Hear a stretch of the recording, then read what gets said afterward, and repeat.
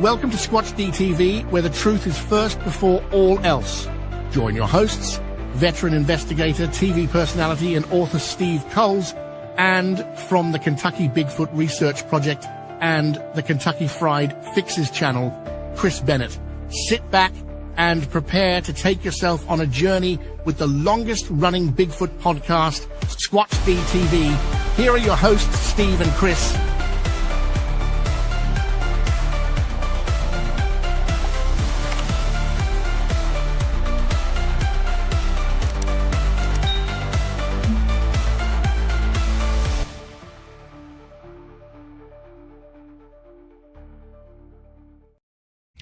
And good evening, cyberspace. Welcome to Squatch-D for today's date, March 23rd, 2025. I'm your host, your guide, the Squatch Detective, Steve Kulls, along with my co-host, Mr. Chris Bennett. What's going on, Chris? Steve, man, good to see you. I hope you're feeling better tonight. Oh, my goodness. You know, those respiratory things, and part of me, I'm in advance if I hack a little bit or if I have to mute out. Still draining. You know, I'm not wheezy or anything like that, but there's still a lot of drainage coming out of my nasal cavities and everything. It took upper respiratory infection is what it turned out to be. So, but on the bright side, though, you are getting better, so that's good. Exactly. Good. I'm glad to hear it, man. I thought originally it was bronchitis. It turned out it was an upper respiratory infection. Yeah. Because usually when I have bronchitis, it usually kicks into laryngitis where I'm talking like this. Yeah, that never happened. So it was definitely some antibiotics and cold medicine basically to decongest and flush all that stuff out of me. Not a fun week. And I only took a day off from work for the whole thing as well. That's hard to do. You really can't get better when you're working, dude. Yeah, and that's what's making it even tougher, especially when you're working outdoors in the cold and the heat and the cold and the heat. And exactly. No. Well, anyway, here we are. It's good to be back. And we kind of switched up the show last minute because we have a Bigfoot audio game changer we'd like to talk about tonight. And this definitely changes puts up things in a whole new perspective. So, but first, let's do our roll call. Oh, yeah. Oh, yeah. And of course, first in tonight was Danny Weeks. Hello, Danny. We got Sandra Piper and Pete H. Hello. DM Sabo. Hello. Bristol, what's going on? The Susie Monster. There it is. Mick is in the house. Mick and his meatloaf. Who else? We got Ron Meldrum. Hello, Ron. Good to see you. Pat Collins. Hey, what's up? And by the way, Pat, I am taking the NAC that you suggested I take. And I got to say, it's helped. I took one probably about 5 hours ago, when it finally got delivered, and it helps. So thank you for that. That definitely, who else is in the house too? We got, let's see. That's it. Roy Longley and Walter Kroll. Roy. Well, Mike, Tactical Bigfoot Research in the house. Boris Kahn. Jen, what's going on? Again. Angel Nolan. Hello, Angel. Good to see you. And who else? Bill, Finding the Trackway. And yes, Bill, boy, pay close attention because I'm going to ask you to send me some really clean cut audio that you have because what you're going to see is just unreal. Brian and Chewy Go Hiking. Hello, guys. Let's see. Cass, K-A-S. Cass. Hello. Welcome. Brenda. Hello, Brenda as well. Yeah. Martin Stilts in Martin. the house. So I think I got everybody. Yep, Cass is in the house. There it is. You guys. All right. So here we are, and all our lurkers. Roy Longley, I think I saw his name in there somewhere. Yeah, Roy represents the lurkers. That's right. Roy. So, where do I start with this? Well, let's start with What audio recording are you going to analyze, and how are you going to do it? So, Are you going to really pushing the boundaries of different AI functions. And one thing it can do fairly accurate is acoustic audio analysis.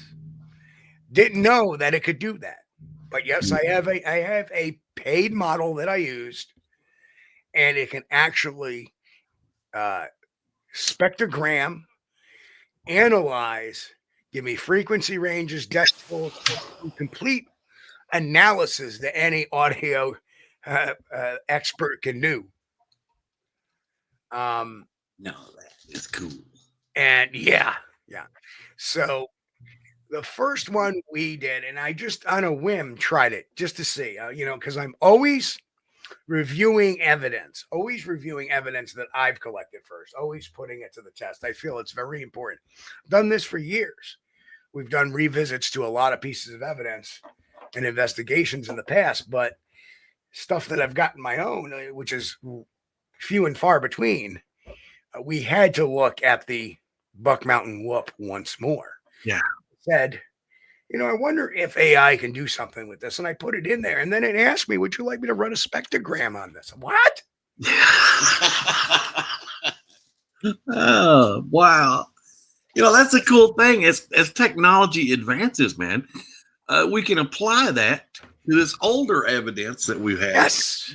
Take a second look. Yes. Or a third, I love this it. This is a game changer because now, not only will it identify if it's a bird or whatever, or a coyote or an owl or whatever, it gives us all the reasoning behind it. And if you can see right here, I have a report, comprehensive acoustic analysis report. And I also have off the same an acoustic forensic report. Yeah. And this is just off of the one audio source.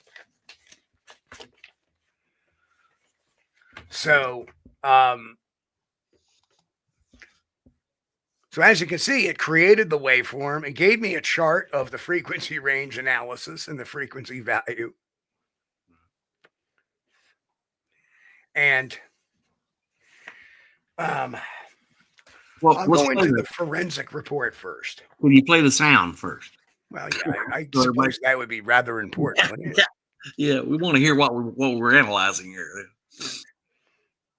So I want to make sure the loop didn't kick back on. Okay, so here it is. And this is, it's isolated and amplified slightly for the...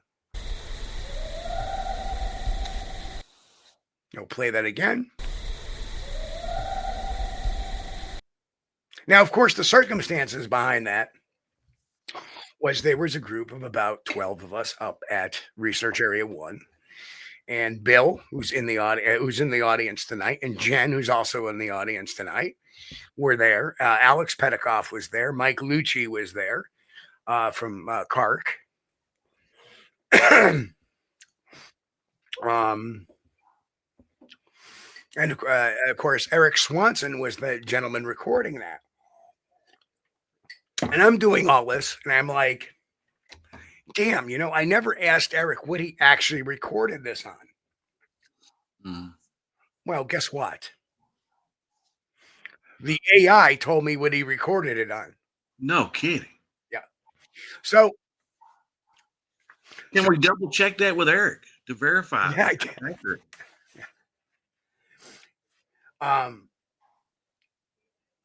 Yeah, I mean, it was what he was using, because then I remembered. It was like, oh, yeah. Oh, my God. So anyway, the acoustic forensic report.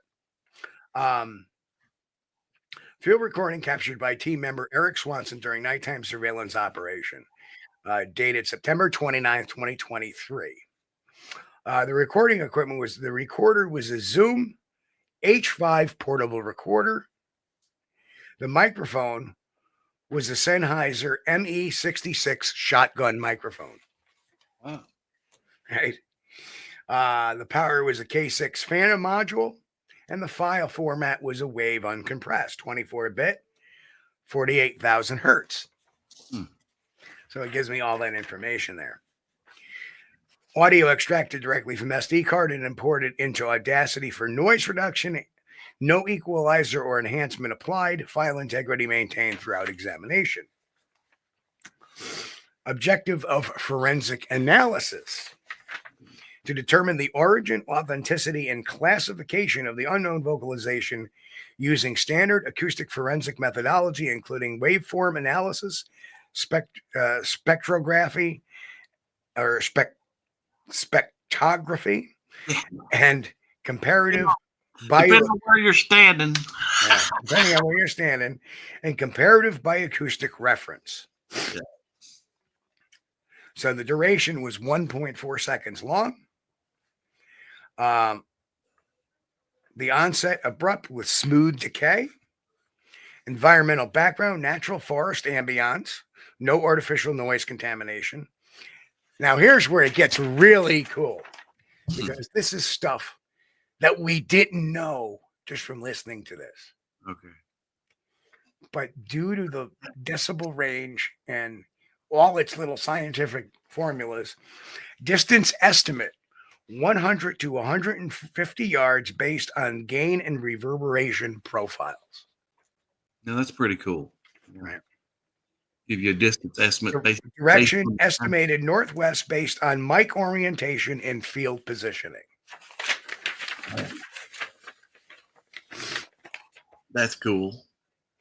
So when we have this spectrographic analysis, and what we have here is it uses tool use Sonic Visualizer version 4.50, window size 512 samples, overlap 50%, window type hamming, and then it gives us the frequency range observed. Base frequency range 47 hertz. Wow. So this sound you hear, let's play it one more time. And this is where it really gets kind of cool. Where you may think that's on the upper range. Right. It's actually on the low range. It's low range. Its average base frequency was 47 hertz. Its peak energy was 400 to 800 hertz. It peaked at 720 hertz. So it's just, so anyway, the interpretation of the spectrographic analysis: human speech likelihood, low. Energy distribution, too low for unassisted adult male voice, no semblance or plosive presence. Animal call match, no direct correlation with known North American fauna, including coyotes, owls, foxes, elks, or canids. So that means wolves, dogs, all excluded. Right. Primate call comparison. Format, layering, and resonance patterns resemble those observed in gorilla, and Dilata semeculus, which is a howler monkey. Yeah. And then it gives the waveform characteristics.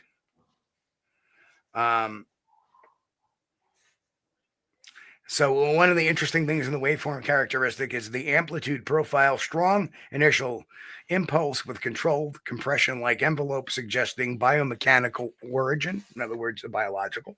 Mm-hmm. Have we got another slide, Steve? Huh? Have we got another slide? Not yet. Okay. Not yet. And until we get to the conclusion. Okay. Signal authority. Manipulation check. No signs of post-production splicing effects or speech pitch modification. Compression artifacts, none. Echo consistency matches environmental reverb model tested on site. Anomalies, none identified. Spectral content conforms to natural acoustic environments. Good. Conclusion: audio is original, unmodified, and uncompressed, authenticated as field recording.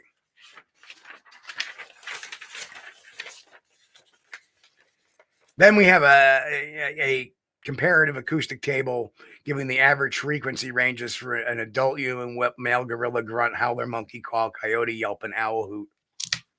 And the match likelihood, the only high one was on the male gorilla grunt, and the moderate high was the howler, monkey call.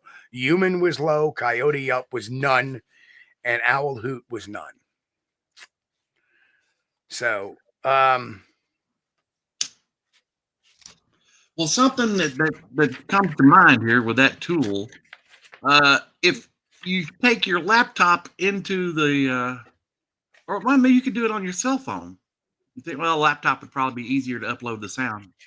But anyway, if you could take that into the environment with you and process that sound in real time, and find out, okay, this is coming from the south. But the problem is AI can't do that in real time. No, I mean, but after you record it, process it immediately. Yep. And then that could give you the distance and direction. Well, that would be wonderful if you didn't need an internet connection to do all this. Well, cellular, Yeah, but in Research Area 1, there's nothing. Oh, crap. I forgot. Yeah. Yeah. Dang it. You go to a lot of areas, there's nothing. But that would be so cool. You could upload the sound, analyze it, find out the distance, approximate distance and direction. That way, when it gets light, you can go out that direction and look for secondary evidence, stuff like tracks and things like that.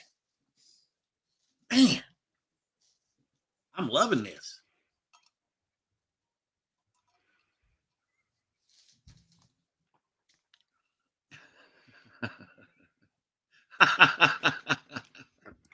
Mick. Yeah, true. Let me just. What a cool tool. The cool thing about this is something a week ago we didn't know we could do. Yeah. And not only we can do this, but we can do this with accuracy. And it also goes to show, if you've been doing this long enough, your gut feelings on certain vocalizations are pretty much in line. Yeah. Like when I heard this, I was pretty sure this was an authentic. Hey, this is, and we're going to get into more results in a second because it gets even better. Yeah. Finding the trackway says you need 3 microphones for triangulation. I don't know.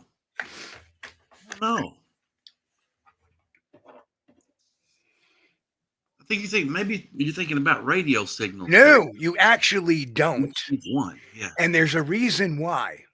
You don't need 3 recorders because your recorder has 4 different microphones in it. And what it's doing is it's triangulating it based upon where the gains are on the microphones. Right. And I'll give you a little hint why. I began analyzing the Sierra sounds. And in one particular one, it analyzes the waveforms, and it said that it's moving from left to right because right to left because it starts strong on the right, but moves to the left. And so in other words, when the vocalization finished, it was stronger on the left than on the right. So when you have more than one recorder, believe it or not, because in your device, especially if you have like a Zoom H2, they have 4 microphones in them. So each one of those microphones is a separate recorder because it records it on 4 separate tracks. Yeah. So I think Bill was probably thinking of radio signals because you do have to have, in order to triangulate, you have to have 3 receivers to triangulate where the radio is being broadcast from. That's true. But with sound, right. Yeah. But as far as the direction from what the sound is coming from, right. Yeah. Unless, of course, it's recorded in mono. Yeah. That's why I was thinking, that's going to be such a big help, especially if you're in a place that, where you could have it. But there's a way you can tell the distance between reverberation and echo and all of that. And that's how it's telling the distance. Right. So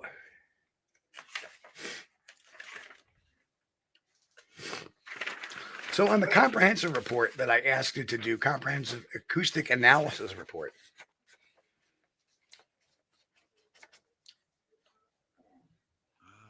Oh, okay. What's that? Yeah, if you had 3 points, you could cross-reference where the call is from. Right, exactly. You could. But here's the beautiful thing. We know from analysis it was 100 to 150 yards away. Yeah.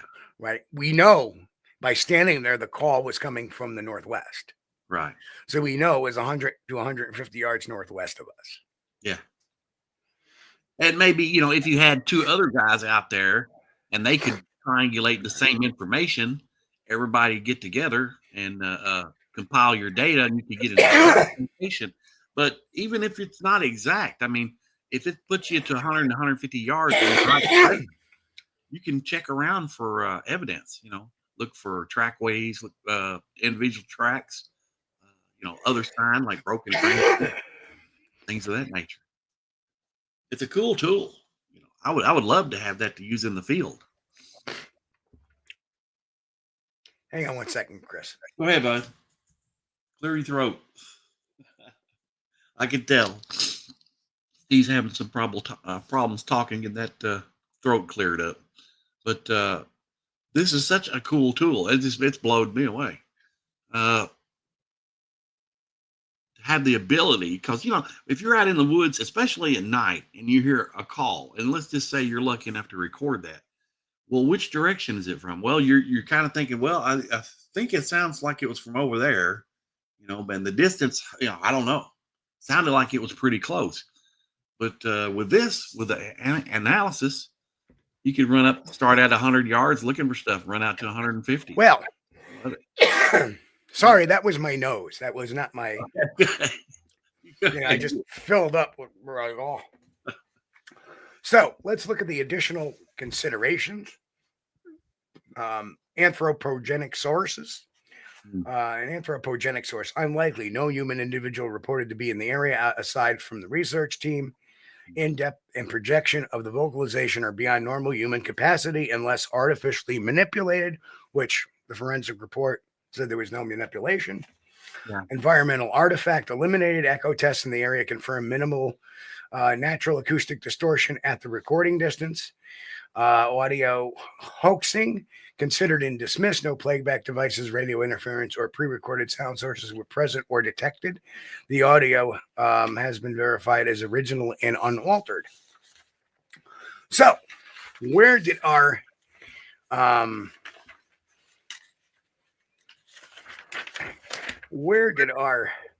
thing leave us? A match of likelihood of animal sounds. Low. Adult human whoop. Low. And of course, due to the variable frequency range. Likely match high to a male gorilla grunt. Low frequency presence. Like I said, this was actually a low frequency. It sounded high, but it was a low frequency pitch, which really surprised the hell out of me. Moderate to high for the howler monkey call because it had a moderate frequency presence. And then none with the coyote or owl hoot. Okay. So those are ruled out. That's good. Those are definitely ruled out.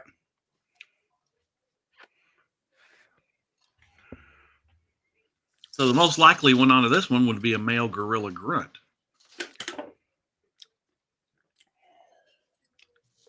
Ugh.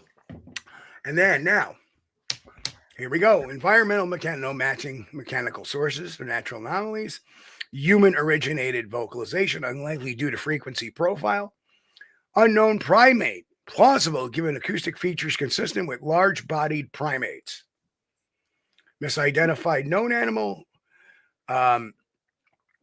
Related through comparison and vocal pattern mismatch. So that's not really that thing. So what the report, and this is completely AI driven, came up with the conclusion: the 2023 whoop vocalization captured during Research Area 1 expedition constitutes one of the clearest, most scientifically analyzable audio events in a North American cryptozoological research. The vocal characteristics lie outside the expected range for known regional animals and typical human capabilities, aligning most closely with primate vocal behaviors not known to exist in this geographic region. And again, it goes on to say, while not definitive proof is a new species, this data point strongly supports the continued use of professional grade audio surveillance in Sasquatch investigations and highlights the potential for credible, measurable phenomenon in field research.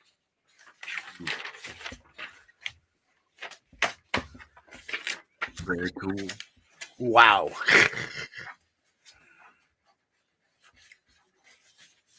So,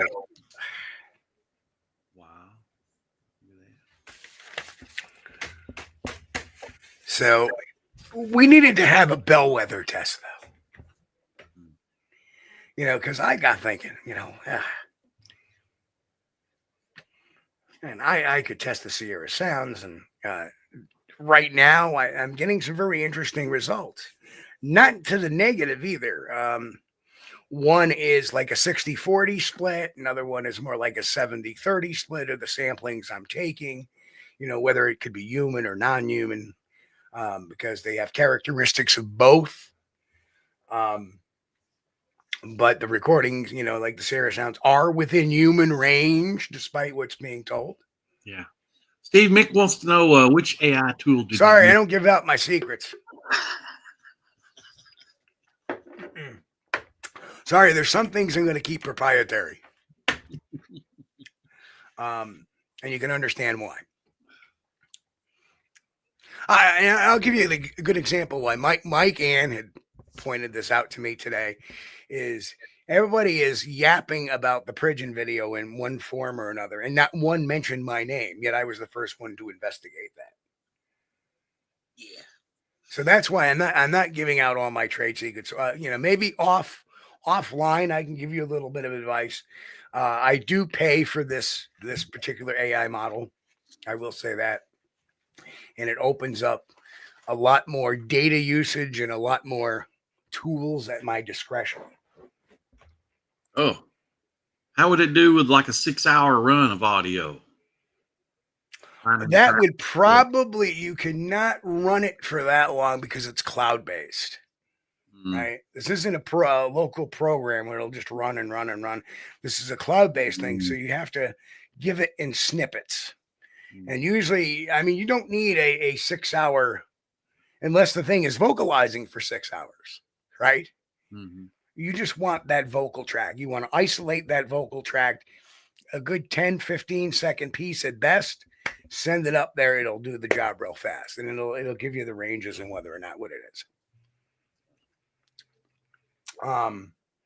So, and most vocals aren't very long either. And you want to, like I said, you have ones that go on and go on and go on and go on, but all you need is to isolate one of the particular vocalizations, and then you have your sauce, because that one vocalization that sounds similar to the next one and the next one, if something's going whoop, whoop, all you need is the one whoop. Yeah. It's doing the same thing over and over and over again. Right. Oh, and that Martin said he built a monster PC, been putting AI on it instead of using online, so it works better than supercomputer. Yep, sure does.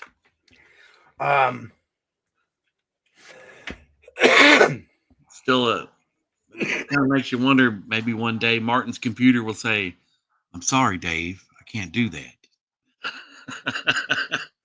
Open the pod bay book doors, Hal. Sorry, I'm getting wheezy again as I talk too much. Well, maybe we need to cut it a little short tonight. Maybe.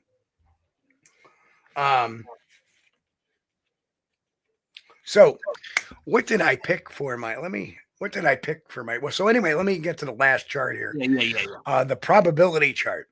The potential source, human, probability 15%. Environmental, 10%. Mechanical artifact, 5%. And each of them says possible, though vocal tone and frequency fall outside typical human range unless deliberately mimicked or altered. Possible, but the acoustic structure is too tonally consistent and harmonically focused for natural ambient causes. Mechanical artifact, 5% unlikely, lacks repetitive or synthetic patterns typical of machinery or electronics. Known primate, example, gorilla, chimpanzee, 0% ruled out due to complete absence of native, non-human primates in the geographic region. And of course, unknown hominin or primate, best match 70%. Best match acoustically, fits bioacoustic profiles consistent with large-bodied, undocumented hominid or primate-like organism, especially given the frequency, modulation, and tone.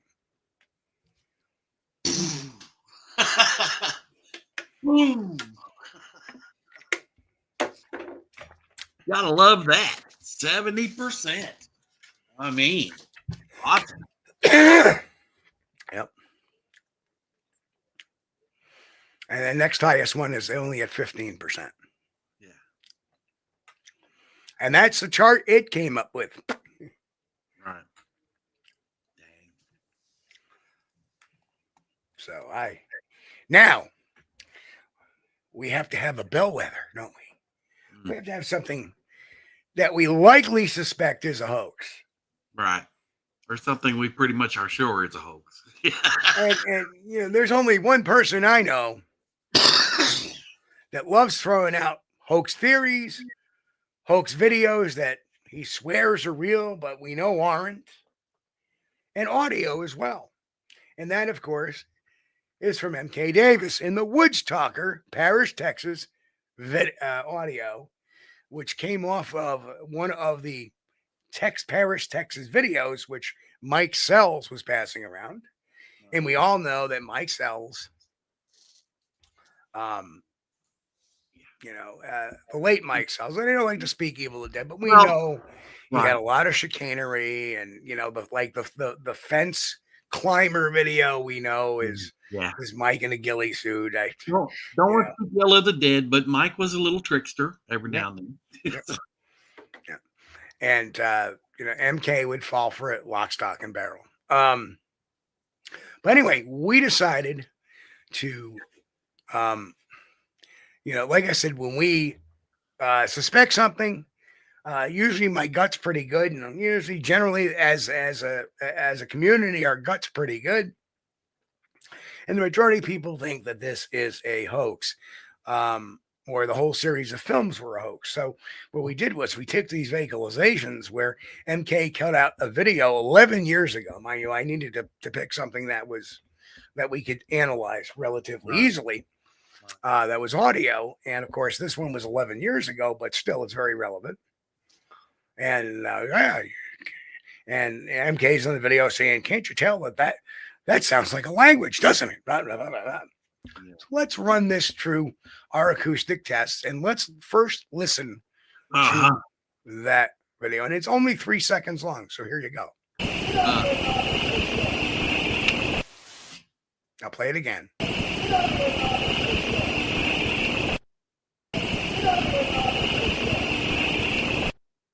Now I'm going to crank it up just a little bit.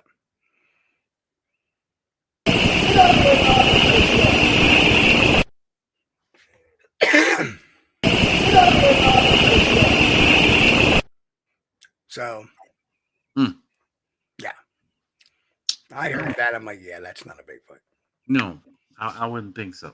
I wouldn't. That would not be. But MK swears it is. That would not be the first thing that popped in my mind if I heard that sound. So, yeah, let's take a look at some of this. Jen said, "Sounds human." Yeah. And the sample length was 3.04 seconds. Again, we use a spectrogram analysis, left and right channels, amplitude envelope comparison for directional detection, pitch tracking, frequency comparison with human and great ape vocal signatures. Spectrogram findings, 2 vocal bursts identified between 0.5 and 2.5 seconds. Frequency range concentrated below 500 hertz with mild harmonic content up to 1.5 kilohertz. Structure consistent with projected human voice, lacking higher formant detail. So in other words, it wasn't clear enough to have any, language formation detail, but it was a projected human voice. Yeah, that's good. Now we know. Left channel amplitude significantly exceeds the right throughout. So whatever was talking was on the left side of the recorder. This also suggests a stationary sound source located closer to the left microphone. No cross-field movement detected.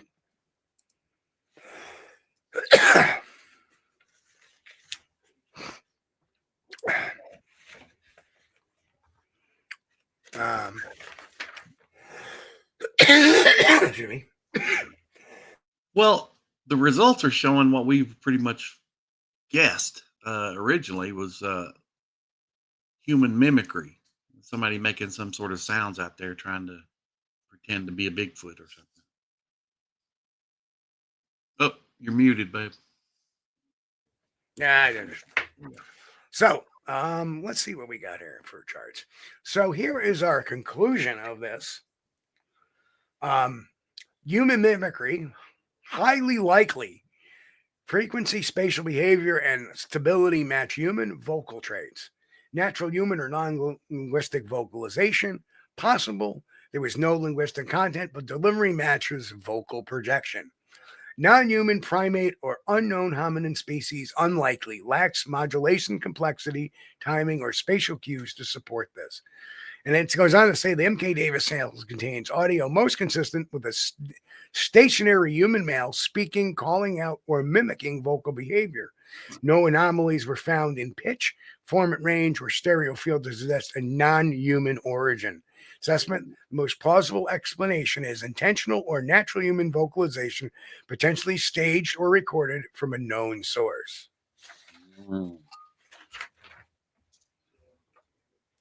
So if we look at our probability categories here, human speech, call, or mimicry, 85 to 90% probability.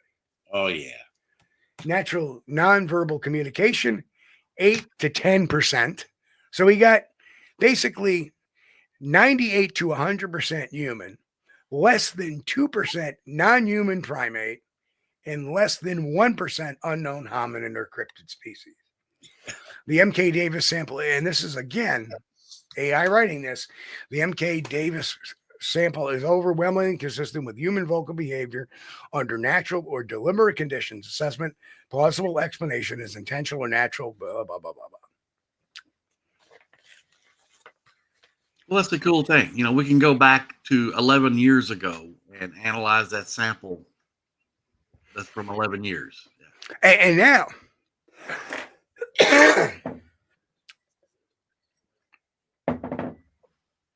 so people are asking about Sasquatch Ontario. And I did. But there was one catch. The guy that's doing the vocalizations, Daryl Strum, is a singer in a death metal band. So we have to put that into the input as well. That, okay, could this be a person that's in a death metal band imitating this? Because it was coming up, there was a lot of fraud.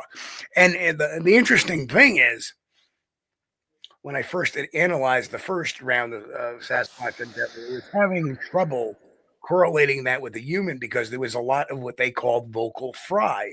Well, if anybody's a singer, they know that fry is a term used in singing. When somebody gives that graspy, that's vocal fry. So, when I was a young boy, I used to sing with a lot of fry in my own voice. I seen the faithful bliss, so knowing that, when I saw that, I'm like, oh yeah, that's right. Daryl was a singer in a metal band or a metal band. So I put that information in, and then boom, it came out and said, well, yeah, actually, the vocals are consistent with somebody that, could be a vocal singer in there. And it has a lot of fry and a lot of aspects to the way a death metal singer or a metal singer would use fry. And Right. or lower basal tones.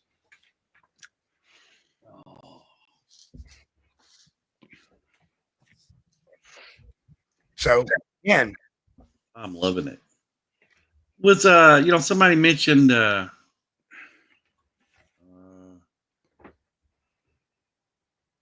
wonderful Canadian guy, Hoaxster.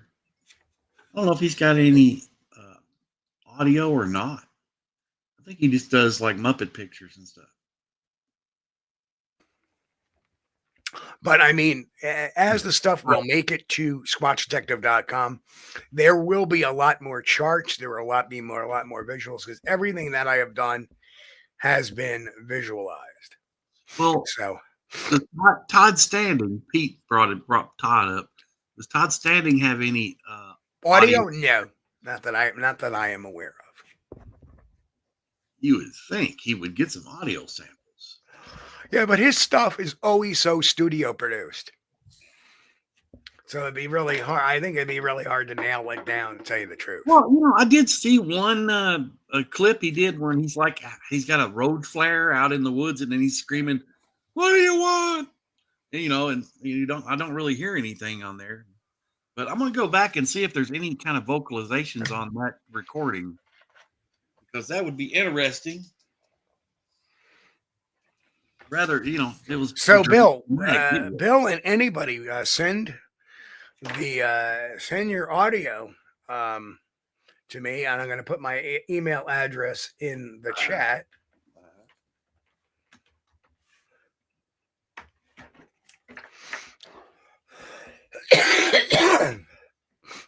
If you want, but you have to give me a complete what it was recorded on, where it was recorded, the time. Give me all that information. It will remain between us. It will remain confidential, and I will get you a nice, concise report. And I will also basically clip it as well for the samplings. Yeah, I agree. Grant.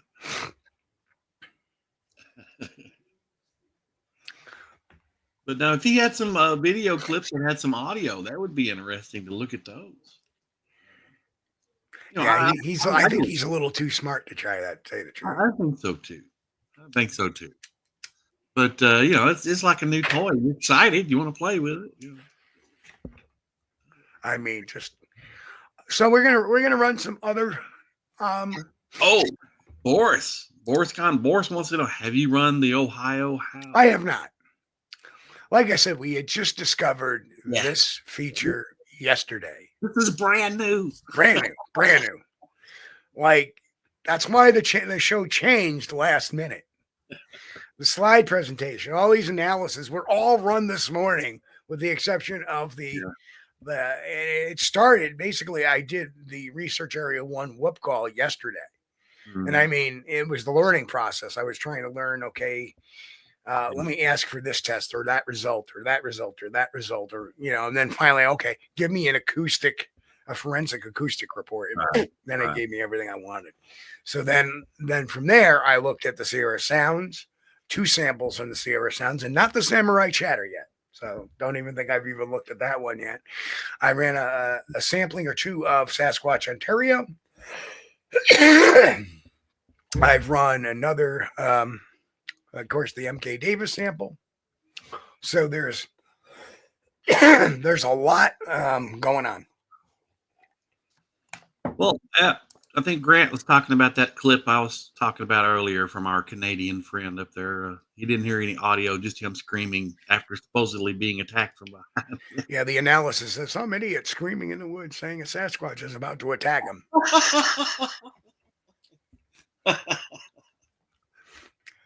Leave me alone. I don't know. It was very dramatic. It really was. It was Blair Witch-esque.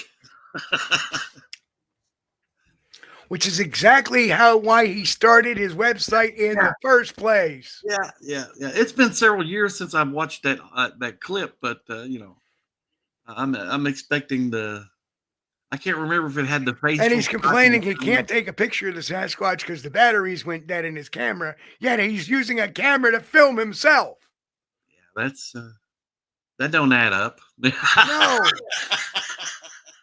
No, it doesn't. It doesn't add up. And you know, the beautiful thing is we can now take a Bigfoot account, and we talked about this a couple of weeks ago. We can now take a Bigfoot account and paste it verbatim into an AI model and come up with a forensic psychological profile, whether or not this is leaning towards a truthful encounter or a staged encounter based on psychological factors within the thing. Right. And this is something I tested earlier this week.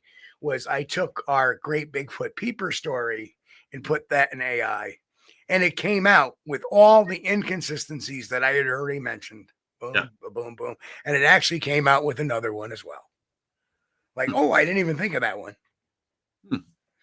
So now we can put stories in there. And the other interesting thing is I ran the Justin Smeha account in there too.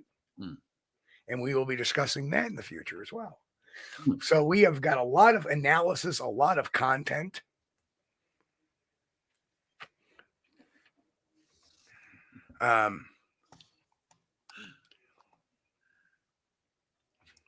Okay, Mike, I do that too. Switch over to the DB. Yeah. So there is so much that we are using to analyze stuff. Geospatial mapping, entering reports or looking at a database to filter out particular scenarios. Right. There is so many different things. I can look at I can use an AI model that will look, like I said, at 4 or 5 different Bigfoot sighting databases, reference it for duplicates, and come out with statistics. Come out with patterns. So that's huge. Pattern recognition. And now, soon, we will be breaking into video analysis and photo analysis. Grasshopper says you could run his account, which is on Tom Steenberg's website. Okay.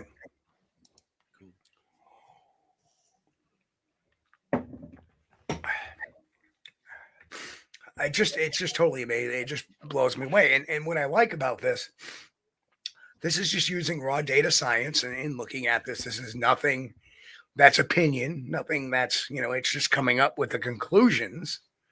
I'm not telling it to say it's this. I'm asking, hey, could this be an undiscovered primate? The model has worked with me now for the last month and a half. So it knows I am Steve Kulls. It knows I am the Squatch Detective. It knows my background. It knows me. It knows my website. It knows the YouTube channel. It knows, that it says that, I'm respected for bringing critical thinking and science and investigatory principles into the Bigfoot mystery. So it knows all this. So it's giving me information based on just asking it, hey, what do you think this is? And it'll say, well, it doesn't sound like it's it already knows I'm looking for cryptid stuff. Right.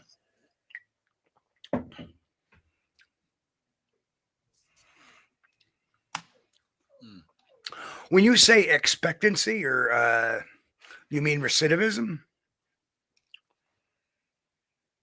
Yep, I will grab those.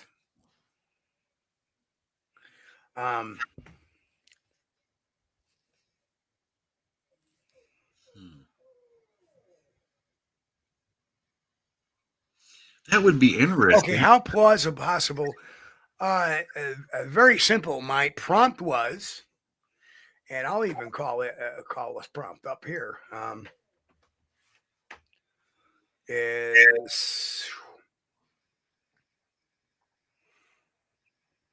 Mix is still cautious about AI. Yeah, and I don't blame him. But I will say this. Where is my prompt?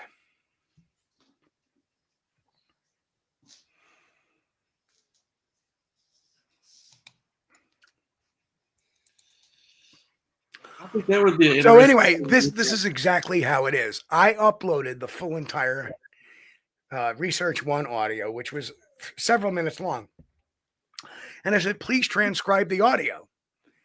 And then it says the audio is 2 minutes and 44 seconds long. And, automatic transcription libraries and speak recognition aren't currently available in this environment.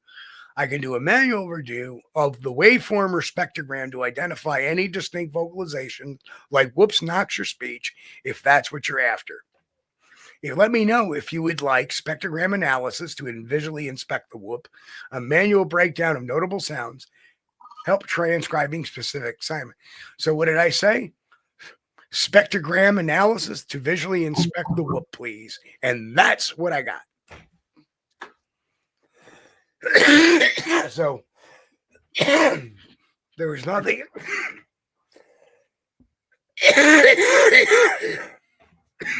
You need to take a minute, bud. I can't get this on. Just go ahead and get yourself taken care of. Get you a drink or something, Steve. I'm fixing me one right now.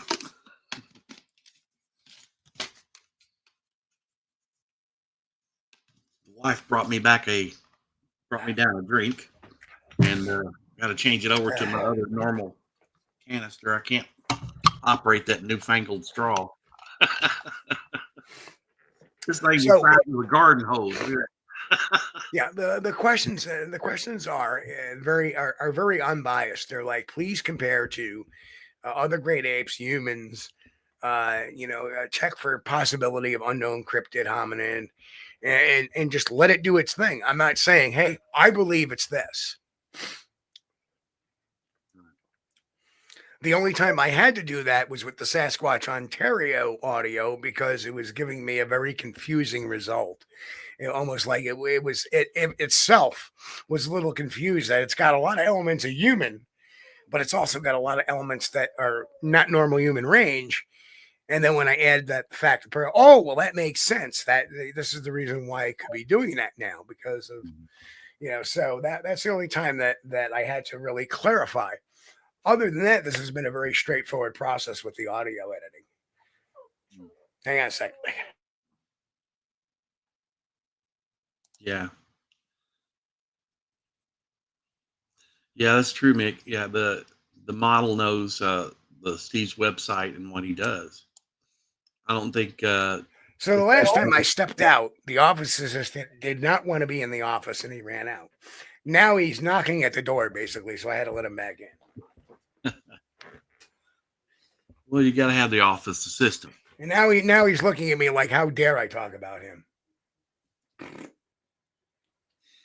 Well, I would have an office assistant, but they're too noisy. They don't know when to be quiet. Yeah, I mean, Nick, it did not need a lot of input with audio analysis, because you're doing a spectrogram. You just ask it to analyze to known animals, comparative analysis to great apes and primates, comparative analysis to humans. Yeah. And boom. And then for the subsequent ones I did was, please run the same analysis I've asked for in the previous thing. Yeah. There it goes. Oh, yeah. Mm-hmm. He wants to be in there with Steve.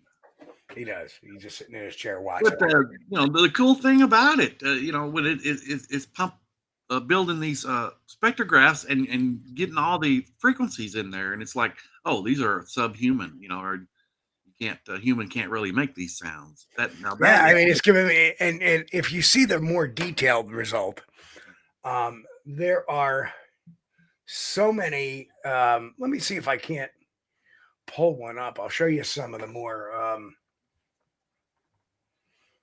Let me pull up. I'm excited to see about what the run the spectrograph on the Ohio Howl. I mean, I know it's been done, but maybe not in this way. Like, we also did stuff with comparative analysis too, that it did it on its own, that I had asked, would you like me to? So here's a comparative analysis on a simulated human call of similar intonation. And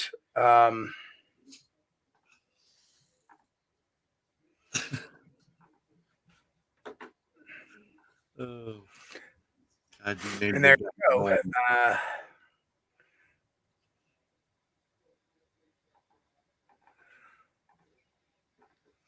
Boy, that's really stupid. You used to be able to switch between the two. Now,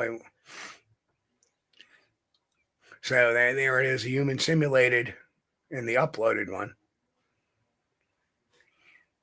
Well, I can't really read any of that other than. Well, I mean, there are your waveforms right there. Yeah.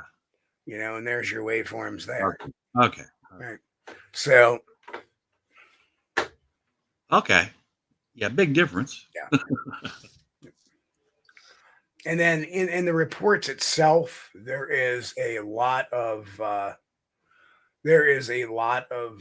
different. I'm trying to think if I got any. See, and this is also stuff it was kicking up. When it was doing its comparisons, it was giving me charts of. Wow. I hope the little guy gets better, Grant. You know, it gives me that particular stuff. So.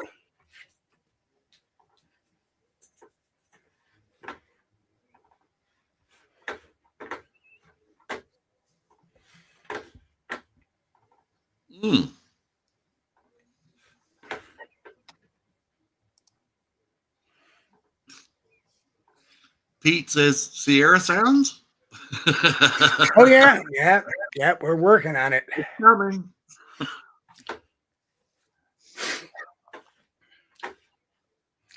Let's see. What can I dig up for the good folks here? Not this show, but it's coming.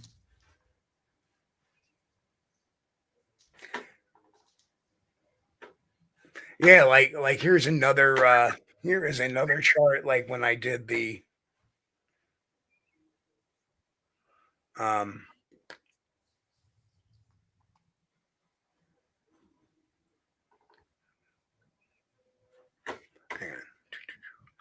so these are just some of the stuff we're coming up with.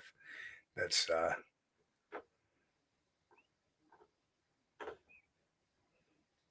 you know, like there's the MK Davis sample, and there's the envelope comparison. Left channel, right channel with the amplitude and time. So, you know, you want to see there's the left channel spectrogram. Okay. Right channel spectrogram, you know. So it's coming up with a lot of different.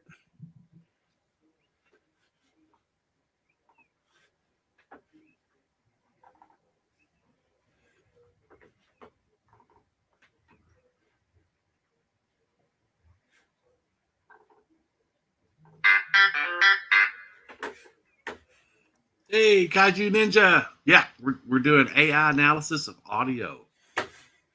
Really interesting stuff. Make sure you go back catch the replay. Check out the first of the show because got some interesting stuff about that whoop that was recorded up in New York.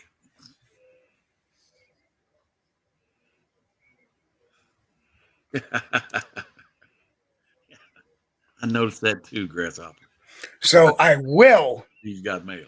I will put this chart up. This is one of our charts from the Sierra Sounds. And this one kind of blew me away a little bit.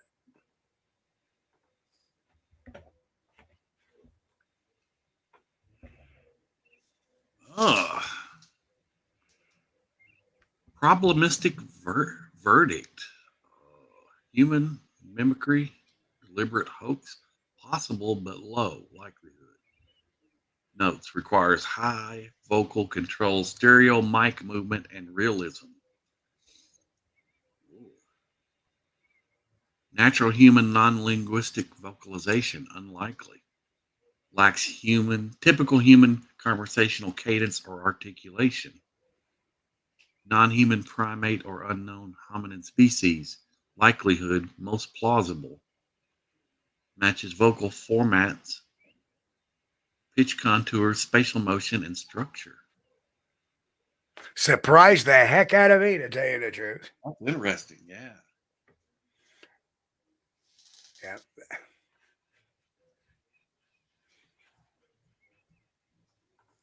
So, in other words, it's saying that unless they brought a bunch of microphones and stereo equipment with them to change their voices around, then basically we're looking at a non-human primate.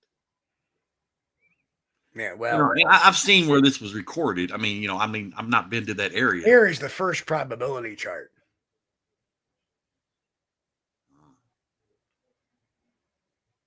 And since there are no non-human primates or gorillas in that area, right, add those numbers to what you have to the unknown hominin or right, cryptid species, right. You're looking at 75 to 80 to 85%. Yeah. Wow. That's awesome. It blew me away. Yeah, that's awesome.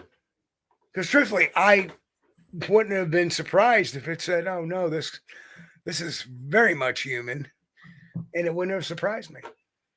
Well, that's the thing. I've never heard vocalizations like that. I mean, other than the Sierra sound. And oh yeah, I think Find the Trackway says, was this before the samurai chatter?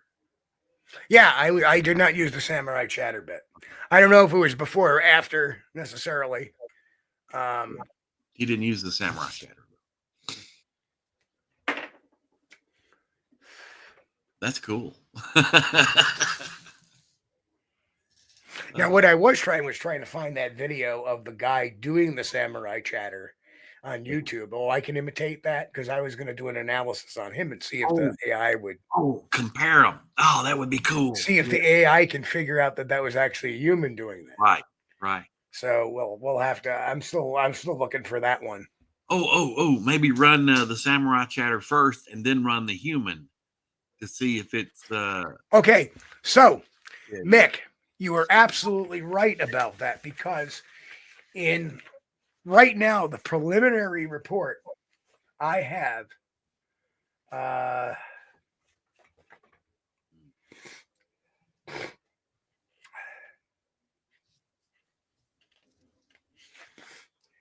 Hang on. This is you're absolutely right. Okay. The conclusion I have, while if vocalization and sample 1 fall within the adult human male frequency range, they deviate, and this is sample 1. But sample 2 is the one you actually saw there.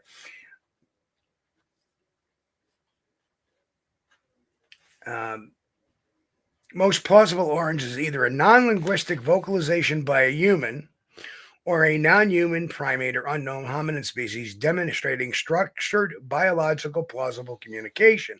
Structured, but however, the absence of theatrical exaggeration or obvious staging reduces the likelihood of deliberate mimicry. I'm trying to see where I know somewhere in this report it states that no high formats found typical in human speech, possibly suggesting non-linguistic communication. Let me repeat that. The analysis of the Sierra Sounds clips, the 2 I've done, suggest non-linguistic communication. It's right there. That wasn't me adding anything to it, not even asking for that particular note. It did it on its own because part of the analysis to determine whether it's a human or an animal or something else is linguistics. And according to AI, it's not showing any signs of any type of linguistics to them. There's communication. Yeah. But communications are not linguistics.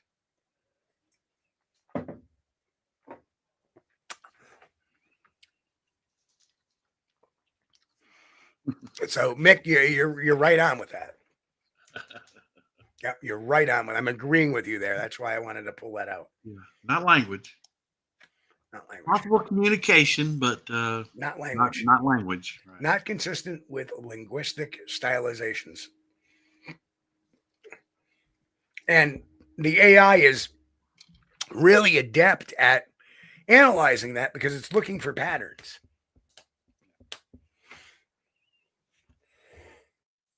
Well, that's so cool. I mean, you know, I'm just totally blown away, especially about the Sierra sounds, because you know, I'd never heard anything like that. I've heard some different sounds in Kentucky, but nothing like that. And it always kind of made me wonder in the back of my mind, well, I wonder if there's anything to this. You know, do they really make those sounds? And well, yeah, Mick, of course they're hearing language. That's anthropomorphism and pareidolia. Yeah. Remember, pareidolia is huge, and that can happen acoustically too. You know, you can hear language, and what you think is a dog, like a dog going, oh, oh, oh, yeah, oh, it's saying I love you. No, it's not. It's just going, oh, right, yeah. Yeah, Kaiju Ninja says language claims. Yeah, I think that's about. Yeah, the report actually ruled it's non-linguistic communication. Oh, if you can make a language out of that, you could make a language out of anything. Well, they did make the Klingon language, didn't they? Oh, true. Well, no. See, that would be actually, you could analyze that and it would come back as a language. It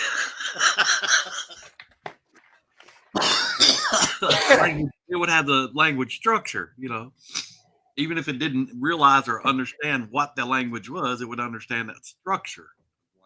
Now, there are a number of different recordings online that say, hey, this sounds awfully like the Sierra Sounds. I recorded this in my backyard and blah, blah, blah. We're going to take a look at some of those too. Nick says he heard sounds like that in Kentucky too, after a few belts from the family. Now, you see, here's the beautiful thing about this too, is I can take, for example, and you know, we can take an audio clip that somebody submits saying that it's their own. And somebody says, boy, it sounds awfully like this audio clip. Well, we can put them both into this AI model, and it will determine whether or not they're the same clip. Right. So we can do that too now.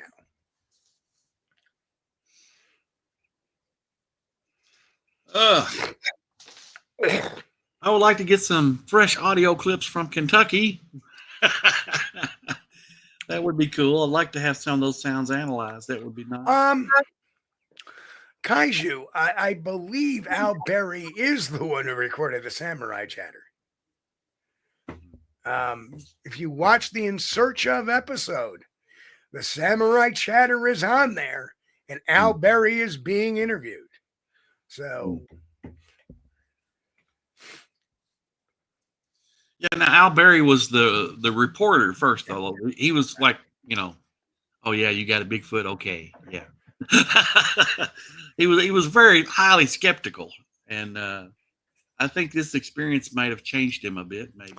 Well, as you can see, Bill, the AI also checks for any either natural sounds or mechanical sounds, and in fact, in like the research area 1 whoop.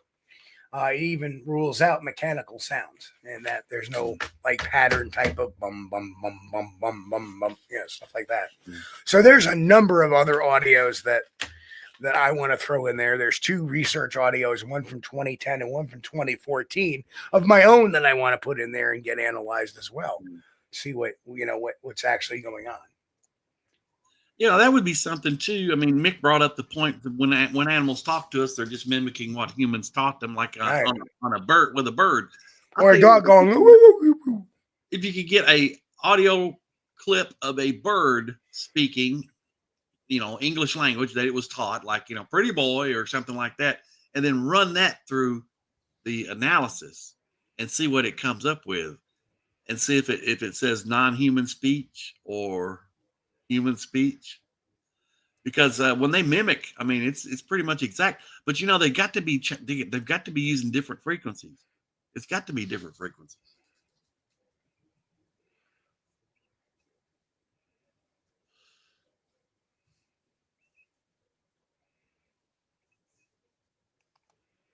Yeah. Now, I doubt that this would be good for anything like a tree knock, but this is just purely for for vocals. Something is emoting that out of a mouth, whether it be a human mouth, a cryptid mouth, a known animal mouth, or a bird, this will dispel it. And also check for animals. You can sit there and do a comparison to other animals, birds, whatever. And that's why it said, yeah, it doesn't represent any North American fauna or fauna in the area. Even though the back is out, I could still maybe drive down there to that spot. We went down there by the river a couple times, Steve, and maybe do some audio recordings, see if I could catch something. Yep. Oh, you can do all sorts, and there'll be a lot more to come. But Chris, I think we're going to take off tonight because we're both a little bit under the weather. Your back is bothering me. I'm still got a little stuffy head yet. Yeah, I'd like to get laid back down. But I want to thank everybody for showing up for this kind of abbreviated episode tonight. We will be back Wednesday night, provided we're still living.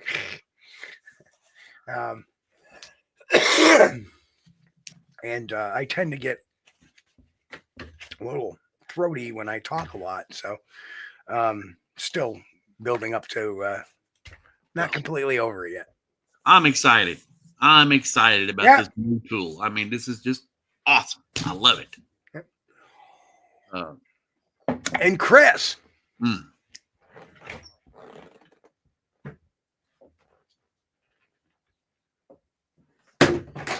Again, you gotta do the shameless plugs. Bigfoot, a scientific examination. Yeah. If you haven't got The Psychology of Bigfoot, tells everything about that. Of course, our newest book to come out, which just came out March 15th, Squatch Detective's Guide to Bigfoot Investigations. That one is out. Let's do this. That one is out. Make it big, please. Where everybody can see. Make yourself a whole screen there. Because it's too much of a pain with this system. Oh, well, I love that cover. I just do. I love it. And those are available in paperback or hardcover editions. Yeah. And of course, this one's coming out on the 15th. I love that artwork too. What would Sasquatch do?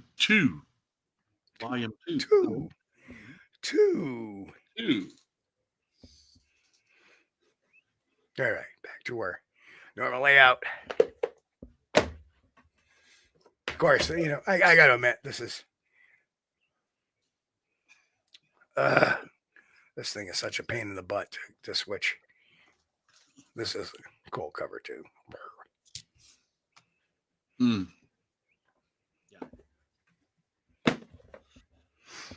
So yes, these are my 4 quintessential books and reference guides right here, and that I use. And of course, if you don't have the Sasquatch Playbook, that just came out in hardcover, and we also updated the cover on that as well. So, and I will remind everybody that if you do purchase Steve's book, it will help the channel. It will help real research, real Bigfoot research, not making videos of us. Because this AI model I'm using isn't free either. But I figured since I'm making money on the channel, we might as well reinvest into some better research. And that's what we're doing. We're not going to put videos out with us holding a torch out in the dark saying, "What do you want? What do you want?" Or 6,000 red circles. Oh, man. Oh, thank you guys for hanging out with us tonight. We appreciate you. I know it's been a while, but maybe one of these days, if Steve and I don't kick the bucket, we'll be back up in good shape soon. But if it's your first time watching, I don't know if I might have seen one new person in there tonight. But if you hadn't subscribed to the channel, please do. Smash that thumbs up button on your way out if you hadn't already. We appreciate you guys. We know we've got the best audience we could ever hope to have. And we are humbled by you joining us and hanging out with us on Sunday nights. Thank you. And on behalf of me and everybody else here at Squatch-D TV, we want to wish everybody a happy, healthy, and safe week. And we will see everybody this Wednesday night on what we're doing. I have no clue yet, but I'm sure I'll come up with something. because it seems like something new is coming up every day now. So, but anyway, stay healthy. We love you guys. Thanks for being here. Remember to hit that like, subscribe, and share the podcast with your friends. Say, hey, you got to check this podcast out. You belong to a Bigfoot group on Facebook. Say, hey, check this video out on what Steve is doing with audio and using AI to analyze audio. It's groundbreaking. It's something that wasn't available to everybody. And we don't have to spend thousands of dollars on software to do this anymore. And we don't have to send it off to a scientist now. Now we have the scientist right there in the cloud telling us, breaking the audio down for us. So anyway, share this video. It's super important. And we'll catch everybody here Wednesday night. God bless, guys. We love you. See you all then. And it's not working. Oh, we're still on. I know. We thank you for being here with us on Squatch-D TV. If you haven't taken the time yet, please hit that like button and subscribe to the channel. And oh yes, hit that notification bell too. We don't want you to miss anything. If you really like our content, you should consider becoming a member, and it's really inexpensive and a great way to support not only the show, but honest Bigfoot research. Everyone have a great week. Be safe and God bless. We will see you all here next time on Squatch-D TV. Keep on squatching.